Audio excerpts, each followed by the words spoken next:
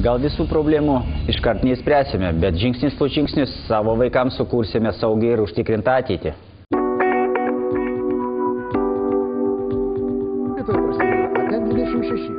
Išvažiuoja, tai ką dabar patriotas turi sėdėti plikų užpakalių tuščioj lentynoj parduotuvių, tai čia tas patriotas bus. Net čia patriotizmo esmė. Bet žiūrėkit, koks reikalas. Žinot, vienas sovietinis ministras, kultūros tarp kitko ministras, aš pasakysiu jo pavardę, Dainis Trinkūnas, geras buvo kultūros ministras. Vieną kartą labai gražiai pasakė, žmogus, jo labiau jaunas bebūtų, tai yra ne žmogus, o pusžmogis. Tai suprantat, kiek šiandien yra pusžmogių ir kiek tais pusžmogiais dar norima padaryti. Jeigu yra visur šitokios kainos, jeigu visur šitokie atlyginimai. Žinot, ką draugas Kubilius pasakė, kai jo pasakė, klausykit, bet pensijos mažos, tai ką jis atsako šitas cinikas numeris 1 Lietuvos? Palaukit, yra žmonių, kurie ir pensijų negauna, ir darbo net neturi. Atsėti, jeigu gauni mizerną pensiją, tai dar laimingas.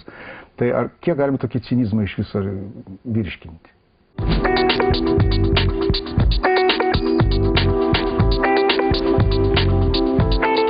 Andrėjų pažįstu jau daug metų nuo pat pirmųjų pergalių ir netgi anksčiau, o dirbti su juo, šalia jo ir pažinti iš arčiau tenka daugiau kaip 10 metų. Toks žmogus, kuris pasiekė šitokias pergalės ir be to mūsų šakoje sporto iš vis nebūna atsitiktinių žmonių. Čia yra toks žmogus, kuris turi tikslą, siekia jo, žino, ko jis nori ir žino, kaip tai padaryti. Jis turi valią, jis turi užsispyrimą, jis labai darbštus. Kitokių čia būti negali ir gyvenime jis yra toks pat. Ta, ką jis imasi, aš tikiu, kad padarys.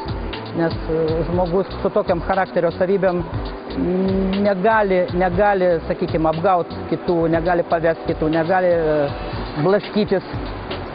Jis sieks tikslo ir pasieks, aš manau. Malonu, kad jame yra daug didelė tokia savybė kaip žmogiškumas. Jisai supras kitą, patars, nepasididžiuos, neserga ir aš manau nesirgo žvaigždžių liga tokia.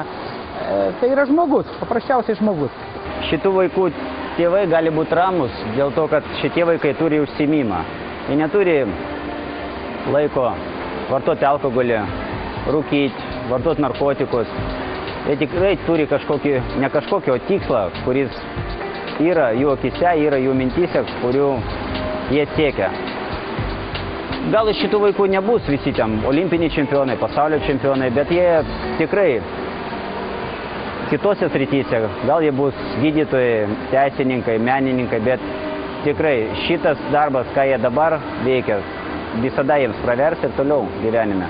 Vaikų nusikalstamumas Lietuvoje auga gąsdinančiais tempais. Ir jeigu mes nieko nedarysim, tai tikrai laukia mūsų liūdna ateitis. Tauta be ryžtingų, valingų, svajojančių vaikų, tai tauta be ateities.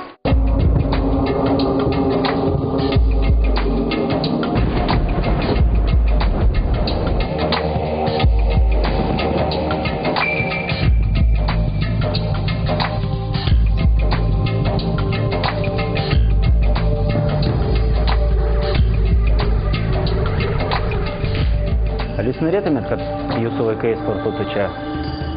Jeigu ne, tai tada reikia kažką daryti. Reikia statyti baseinus, statyti stadionus.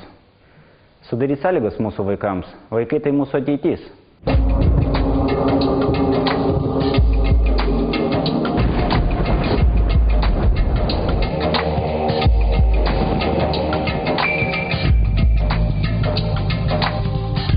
Į Vilnių atvykau prieš 45 metus.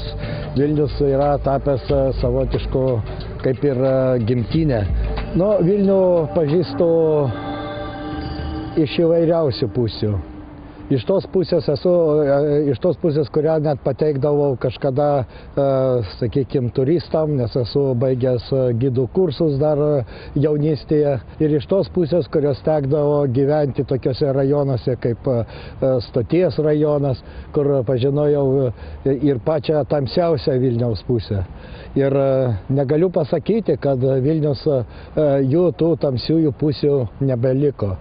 Gerai, kad šviesiosios pusės dabar yra yra vis labiau matomas ir galima jomis didžiuotis, bet tamsiosios vis dėlto dar yra likusios ir manau, kad bent jau kiek aš galėčiau ir iš savo patirties, ir iš savo jau gyvenimo padėti, kad jų praktiškai kaip ir nebeliktų. Ir manau, kad tai yra realizuojama.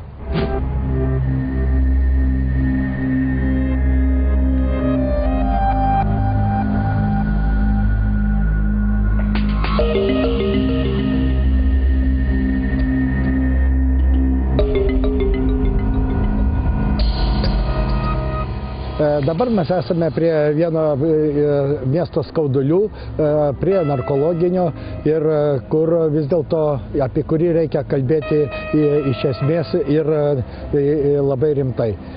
Žinoma, štai yra narkologinis, šalia yra vaikų darželis, šitokios samplaikos neturi būti. Su narkomanija kovojama, bet priemonės vis dėlto nėra pakankamas.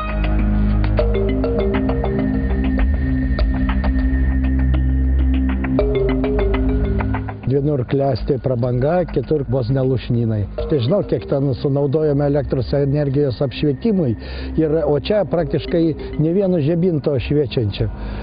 Ir žinoma, čia tai ir yra pagrindinė sąlyga, dėl ko klesti ir kyla nusikalstamumas. Žmonės neturi socialiniams dalykams ir aplinkai tvarkyti ir pinigų.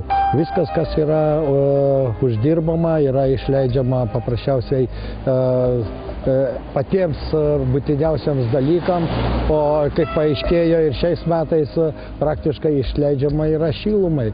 Vilniaus miesto valdžia turėjo galimybę, pavyzdžiui, išvengti tokių šilumos kainų. Daugybė grupių turi, pavyzdžiui, kompanijų, turi interesus ir jie turi įtaką tarybų nariams. Ir praktiškai, kada ateina metas spręsti gyventojų labui, susiduria interesai ir jokio sprendimo nepriimama ir lieka kaip visada.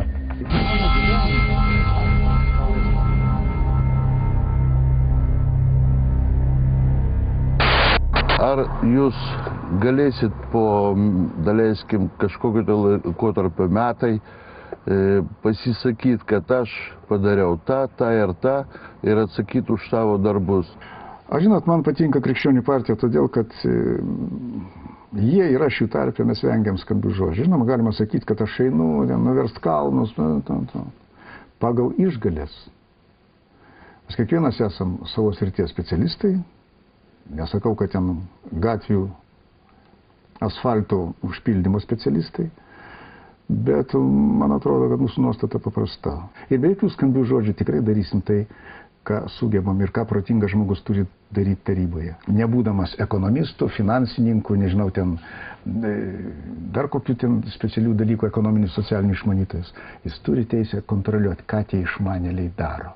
Visą laiką laikyti ranką ant pulso šitų, kurie konkrečiai darys. Visą laiką laikyti ant pulso ranką.